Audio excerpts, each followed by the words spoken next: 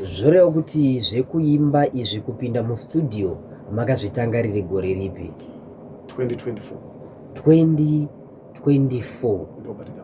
Gore rino is 2025. Chiri kukuitai manyavi, chiri kukusundai kuti murambe muri mustudio semuimbi chii mukoma Alfred? Chinoitika pakuimba pana zvakawanda zviripo. Iwo pachako unofana kutanga wafadzwa nazvo. Saka zvikakufadza uzogona kusiya zvinhu zvinokufadza. Unoramba wapa zviri. Chechipiri, ukazvitora sebasa zvinoda zita. Hapana panongotanga kungoonekwa zita paposta achitonzi ane show. Vanhu vasingatombozivi kana kuti ndiani. Zvinoperera pamaposta ipapo. Saka chofana kutanga izita. Zita rinoumbwa kubudikidza nekurekodha, kupinda mustudio uchipa vanhu zvavanenge vakamirira. Tichitangira paalbum regore rapfuura Joka, ranga rine matracks mangani? Joka ine 5 tracks. 5 tracks.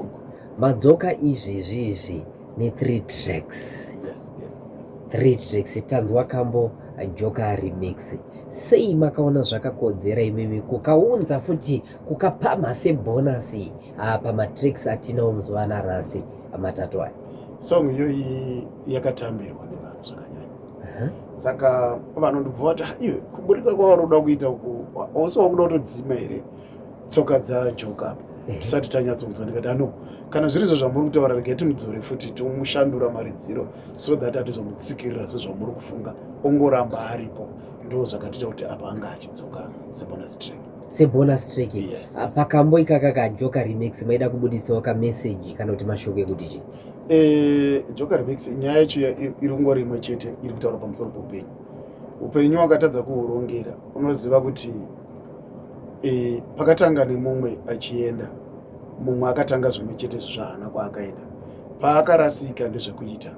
It's like izvozvo wakatarisa munhu anobata mari inokwana kutenga stand mutauni, asi anotaura kuti ini ndiri kuzotenga imba ndichaunganidza mari. Mari yena manje asati yaungana, patakatenga stand akapedza kuvaka. Saka ndo patozotaura kuti wanaka tsoro iyo wakarasika pekutamba Joka. Iwo aiti kuda kuti mari iungane, yaungana here. Uye akaita mbichana asvika paari kuenda. So ndo nyaya yataedza kutaura pamusoro pesong. Maibata meseji rikambo aka here kanonzi Joka mhuri yeZimbabwe. Hey. Rigatimbonzwe kamwe kamboka akanonzi ikoka uchadya chidimo. Pamwe wakakanganaka. Kanogona kari dokezi.